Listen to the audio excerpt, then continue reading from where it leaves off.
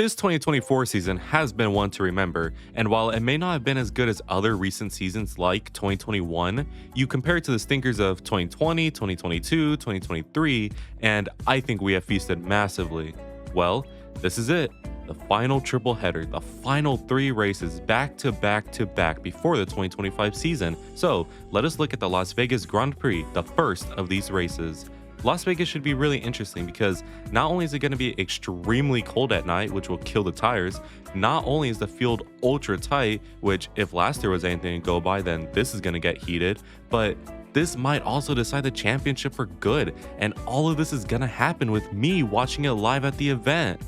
Oh man. If Max wraps up the championship here, we gotta have discussions on 2 things. One, where does Max rank among the all-time greats? Because in 2 seasons, he was pushed up against the wall by the media and other drivers and came out on top. And in another 2 seasons, he dominantly won the seasons with 0 competition while setting new records. And through all of these situations, he became a 4-time world champion. And 2, we gotta have discussions on Lando Norris because even though McLaren were maybe caught a bit off guard with the championships, they still won the constructors. And even though they had a car to do that, Lando couldn't catch up to Max and show his dog in him. So, does Lando have the fight in him to achieve a title, or will he always bottle? Anyways, these questions should keep us entertained during the winter break. So having said that, let us look at the upgrades that will come to Las Vegas, the drama that has happened since the Brazilian Grand Prix, the ones to watch out for in Vegas, and of course, my very lovely predictions for this weekend. But before we go any further, don't forget to join the Discord where we have lots of fun, and for winners and losers, I'll show off some of your guys' predictions and compare them to mine. So go join the Discord for a chance to be in a video, and also subscribe if you are new, and I promise, you will win big in gambling. You just gotta keep pouring in the money, trust me. Anyways, enough yapping, and here is the weekend preview for the Las Vegas Grand Prix. So as always, we got the upgrades first, and since the finish line is like right there, most teams are not bringing meaningful upgrades, and these upgrades are more like a baseline for 2025. So these will not be major packages, but more like track specifics and a part that really won't affect anything. Anyways, first up, and we have V-Carb, and disregard what I just said before, they're actually bringing parts that will affect the car, since a new suspension will be installed that totally isn't the RB20 suspension, because they wouldn't do that. They're only a junior team, not a second team, right? Okay, jokes aside, I can't imagine this will change anything since the evolution from the RB19 to RB20 suspension really wasn't that big, but it could be big come 2025, so we'll just have to wait and see. And they also might bring some side pod upgrades, but I really wouldn't count on it. Anyways, next up, and we have Haas, and there is little to say about them since their big upgrades have run out, so these parts are mainly just track specific, so don't expect anything major. I do want to quickly talk about next year though, because if their car performances stay relatively the same, Ocon and Berman will cook so unbelievably hard. I know, there is the chance that Ocon and his pride will not allow him to be done by a rookie, but I unfortunately am an optimistic person, and I think in my headcanon, Ocon will work well with Ollie in a way where they both can get big results and not kill each other. And hey, remember when we thought K-Mag and Hulkenberg would kill each other? Yeah. Next up, we have Aston Martin, and the upgrades they plan to bring are extremely minimal, but I'm willing to bet somehow they'll be contenders. Fun fact, in the entire 2024 season, Aston Martin have brought the most amount of upgrades out of everyone in the field, yet they have also gone the most backwards out of everyone in the field. And to make this better, 2023 was also similar. My word, surely it is not that hard to develop and upgrade a car, right? Maybe Dan Fallows was the problem, and with his departure, maybe the team will actually not suck next year and can actually be a cool underrated team again instead of being whatever they are right now. Now for the top dogs, and we have Red Bull first up, and does it matter? Max for sure won the driver's title, and the likelihood of Red Bull coming back and winning the constructors is very low, but alas, these upgrades were probably planned for a while, so whatever. Anyways, Red Bull next year are going to be very interesting because I don't think anyone is doubting them for next year, since I seriously can't see how they could become a midfield team or something like that, but at the same time, I also can't see how they're going to be like their former selves. Either way, I expect a title fight next year, and whether Red Bull is a part of that or not, time will only tell. And finally, we have Ferrari as the final team here, and it seems a big package is expected. Perhaps a front wing, a rear wing, a floor, I don't know, but something is to be expected, and this is all in an effort, I hope at least, to push McLaren for the constructors. Realistically, it won't happen unless doom strikes for them, but at least securing second would be nice and could set a good foundation for next year. Speaking of next year, Lewis Hamilton will be one to watch since I swear, if we finally landed Lewis in red, but it's a wash to Lewis, I will revolt and cry in my bed even because a Lewis who can cook is one of the most scariest drivers, and I just hope and pray we get him and not Washington. Worst thing is too that we can't even have a little hint of it either since bitch ass Mercedes are still holding Lewis for every last second they can get before finally letting him go, so we will have to wait a little bit to truly see Lewis in red. Anyways, now for the drama from the break, and to be honest, there really wasn't that much, but they are still notable, like the shenanigans with Sauber. In case you missed it due to the turmoil of the American election, I know I missed it, Gabriel Bortoleto is a confirmed Sauber driver for 2025, while Bottas and Zhou were swiftly given the boot from whoever runs the team.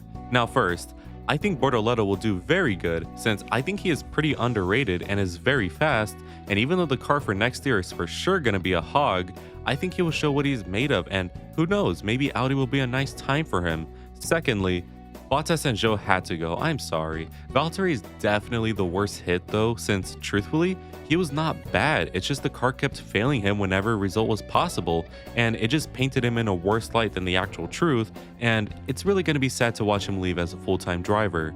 Oh, and Zhou can fuck off, I don't care about him. Well, maybe I should actually, because thirdly, we have the rumors that Bottas will go back to Mercedes as their third driver this time, and Zhou, of all places, will go to Ferrari as their third driver.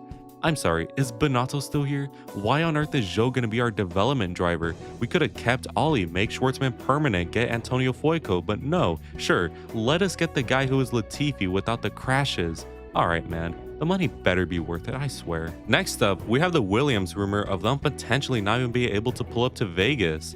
I know what you're gonna say. It was actually confirmed to be false. Okay, but hear me out. Is it not bad that Williams continues to find rumors like these? You know, those that say Williams doesn't have enough money to race here and there? Seriously, what has happened? This is scary. How can a team where they constantly have terrible rumors like this be allowed to happen? I'm all for the cost cap and everything, but when a driver crashes and severely hinders the team's progression, it just seems a little bit unfair, especially when it is a team that already struggles financially. It's not like with Red Bull and Checo where, despite the hindrances with the cost cap due to Checo's, how should we say it, optimistic driving, they still have an infinite wealth they can hide behind and not worry about. Williams is family owned. They don't have the luxury of Red Bull. Every crash hurts them so much, and it's no wonder why Sargent was let go. If Checo was in that Williams and still crashing like he is at Red Bull, we would have said bye to Checo already, just like with Logan. Point is, Williams has to get their money up since every team will have crashes from their drivers, and also maybe there should be an exception with certain rules regarding the cost cap for certain teams, but that one is more up in the air. Next up, we have the reports of Stefano Domenicali leaving as F1 CEO. In case you didn't know, yes, it may finally happen. According to some reports, greedy Italian man is going to become MotoGP CEO, and a new person will take over as F1 CEO. But see, did we really win? F1 may have a new CEO that isn't entirely stupid and incompetent, but at what cost? MotoGP suffering? A soul for a soul, I guess. Finally, another short one, but Max Verstappen can exit this weekend as a confirmed 4-time world champion. It's simple what must be done. All he must do is ensure Lando does not get 3 more points than Max, and boom, done. There are 60 points left after Vegas, and the current gap is 62, so as long as the gap is 60 points, Max will win even if Lando wins the remaining races due to Max having more victories in the season. The streets will sing about this historic Norris bottle. Now for the ones to watch, and I think we should keep a big eye on Ferrari, since this race could either show us another title fight we have, that being for the constructors, or nothing. Obviously, I hope for the former to happen, and a win here would be amazing and could maybe be the catalyst for a late title push. Please man, we need it to happen. Now for the moment everyone clicked on the video for, my predictions for this year's Las Vegas Grand Prix. As always, it must be stated that we will predict 3 things: the top 5 in the quali, the top 5 in the race, and a random prediction from any session. It should also be noted that these predictions are based on nothing but pure vibes, so bear with me. Anyways, let's begin with our predictions, and we first have quali predictions, and I predict that the top 5 on Saturday starting with 5th will be George Russell. In fourth will be Max Verstappen. In third will be Oscar Piastri. In second will be Charles Leclerc. And for pole position, I have Lando Norris after a quali decided by the toe drivers get from their teammates. Hence why Max is fourth. Now for the top 5 on Sunday for the race, and starting with 5th will be Carlos Sainz. In 4th will be Oscar Piastri. In 3rd will be Lando Norris. In 2nd will be Max Verstappen. And the winner of the Las Vegas Grand Prix is Charles Leclerc, with Max Verstappen winning the World Drivers' Championship. Now for my random prediction, and I predict that the midfield will be an absolute slaughterhouse since there will be 2 safety cars, a red flag, and the race going down to the clock. And that was my weekend preview for the Las Vegas Grand Prix. I still can't believe I'm going to see this live, even though it's just for Sunday. And also, the special winners and losers for this weekend will not be decided by me, but rather, it shall be decided by you. So leave a comment down below what special thing you want with this week's winners and losers. Anyways, this track was chaotic as hell last year, and I expect this year to be no different due to it being colder, so pray for the tires, everyone, and for me, of course. Anyways, I want to give a quick shout out to all members of the vlog for their continued support. And remember, if you want to see videos early and get some more cool benefits, make sure to join us since it also really helps me out.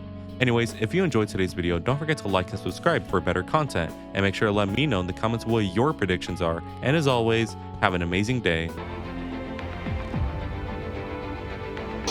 Good weather for the duck.